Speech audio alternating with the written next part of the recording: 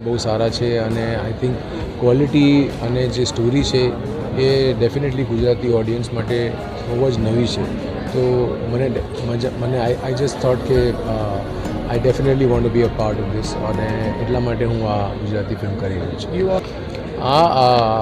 હવે જે kind of Rolls હું લઉં છું એ જે મારી પર્સનાલિટીને સૂટ થાય એવા લઉં છું. ડેફિનેટલી લોકોએ મને ઘણો પ્રેમ આપ્યો છે 90sમાં અને આની પહેલાં પણ. તો જેટલું મારું કામ તમને લોકોને ગમ્યું છે અને હવે મને એવી ઈચ્છા છે કે હું તમારી સામે પાછો આવું અને તમે મને એટલું જ પ્રેમ આપો.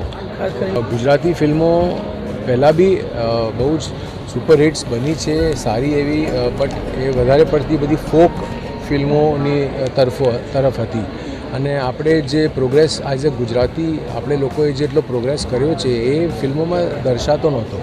પણ હવે જે ટાઈમ આવ્યો છે આપણે અલગ અલગ સ્ટોરીઝના થ્રુ જે આપણું સ્ટેટસ બની રહ્યું છે ગુજરાતીઓનું આખી દુનિયામાં